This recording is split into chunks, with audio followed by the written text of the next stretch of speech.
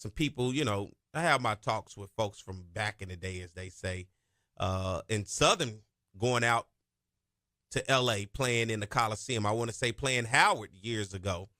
So interesting, and that was, we talking in the 90s, 1990, I think, 1991, maybe 89, one of those three, somewhere in there. It was before Pete, but, taking the brand out to the West Coast. So, now that we are here where we are, this is great in 2025. We still have our prayers out to all of those affected by the wildfire that has been raging out in L.A. along with the wind. But listen, you got to be able to try to find some positive along so much that has been going on.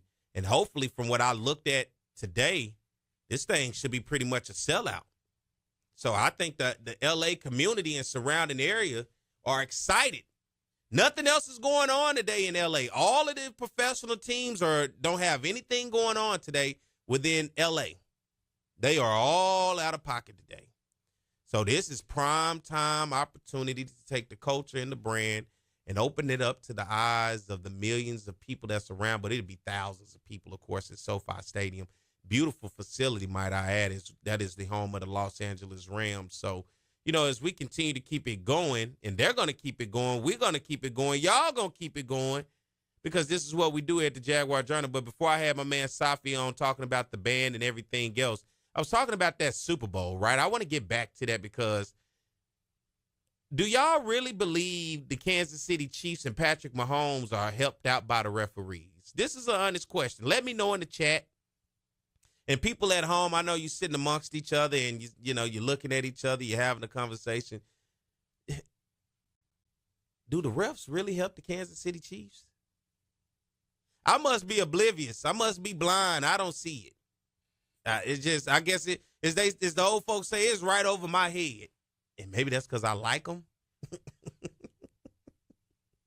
But wouldn't it have been great to see the Cowboys? No, not the Cowboys. Maybe the Saints. I almost got you, Cowboy fan, because you've been waiting 30 years. Mike, how old are you? Never seen the Cowboys in the Super Bowl. 22 years old. Been 30-something. Has it been 30 years? Almost 30 years. Mike, have you ever even known the Cowboys to be good in your lifetime? Like to say championship contender Super Bowl? Oh, well, he's saying he's a Raiders fan, so. I'm getting on you, Cowboy fans, because I was listening to Michael Irvin the other day. He was not excited at all about this new hire for the head coach for the Cowboys. To me, it's Jerry Jones doing what Jerry Jones does. Absolutely nothing.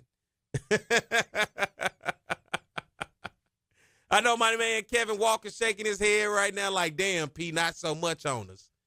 But yeah, Cowboys. Folks been born and went to college and got a degree and still ain't never seen the Cowboys even make it to the Super Bowl. Can you believe that? It is holding on to something in the past that you want championship pedigree.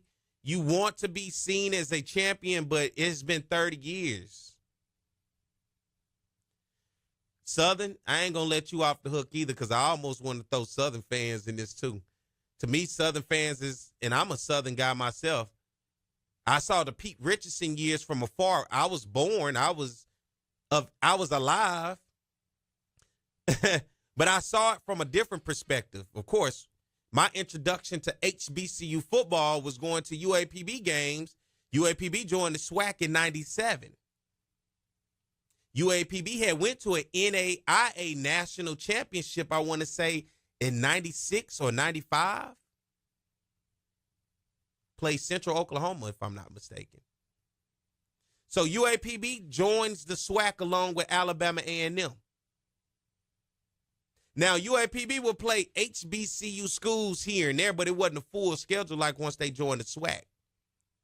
So in 97, they gave me a full season because at that time, the Golden Lions used to play their home games in Little Rock at a stadium called War Memorial. They would only play 2 home games because in those days, remember, most of our schools within the conference either didn't have their own stadiums or they had little bitty stadiums, i.e. what you see at Texas Southern today. i.e. what Blackshear Stadium used to be at Prairie View, i.e. what Humphrey Stadium was in Pine Bluff. And many others. I mean, over the years, Grambling got the stadium they did. Alcorn got the stadium they did. Jackson still don't have a stadium. That I ain't even going to slight you. I ain't going to shade you. Alabama State was playing at the Crepton Bowl for years. Southern, honestly, may have the oldest on-campus stadium in the conference. A.W. Mumford Stadium is very old, but that's neither here nor there. That's not the conversation. But my introduction was to the SWAC. And, of course, we had been watching the Bayou Classic. I mean, that was just a thing to do during Thanksgiving. You watched the Bayou Classic, whether you a Southern or Grambling fan or not. That was just, in that time in the 90s, was huge for the culture. And the culture very much lived in our house. We supported it. I watched the BET Black College Football games on Saturday night, whether it was a SWAC or whether it was MEAC. That's why I told you I used to look up to my man Mark Gray, my man Charlie Neal, all of those guys holding it down back in those days. Charlie still rocking and rolling. Mark still rocking and rolling. And here I am now in the space with them from being a little kid watching them. But Pete Richardson, the Southern University Jaguars, a team of the 90s in football. Black College National Championship, SWAC Championship, played in the very first SWAC Championship, the inaugural SWAC Championship, against a really good Jackson State team. Southern fans, well, let's just say administrators, the decision makers, they can't let that Pete Richardson day go. That Pete Richardson, to me, is still what the Dallas Cowboys hang on from back in the 90s. I honestly believe that. And y'all know I'm Southern through and through, but when I got to Southern, I'm like, all right, I remember the years of Pete Richardson, but now I'm of age. Peter just left, departed in 2009. Stump Mitchell comes in 2010. And considering Pete was here, that was a long time, 93 to 2009. Of course, the 03 and 04 years saw championship appearances. And then up until that point, you had not won a championship since 99.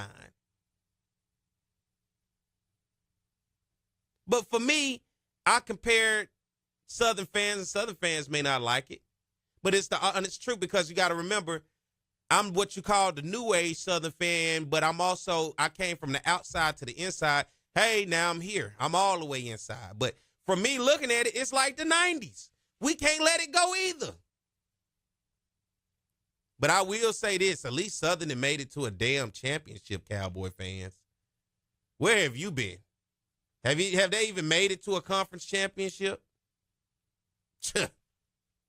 Because you got Jerry Jones, who continues to want to do it his way instead of the way that may actually work, and it's not his way.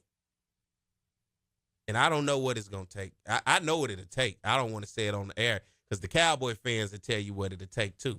Just have a conversation with the Cowboy fans and say, what you think it'll take for us to get to the Super Bowl? They're going to tell you it's going to take for Jerry Jones to, and you take that wherever you want to go with it. But the Cowboys, you're not in the Super Bowl once again. Whose fault is that? It's your fault for believing. It's Jerry Jones' fault for keeping y'all believing. That star ain't meant nothing in a long time. Am I kicking you while you're down? Maybe. Because I don't know what the excitement going to be next year when they say once again, like I hear every year for 30 years, is our year. The Commanders made it to the championship before you guys. And not even the Super Bowl. At least they made it one step. The Commanders. Do y'all hear what I'm saying? The Washington Commanders. Wow.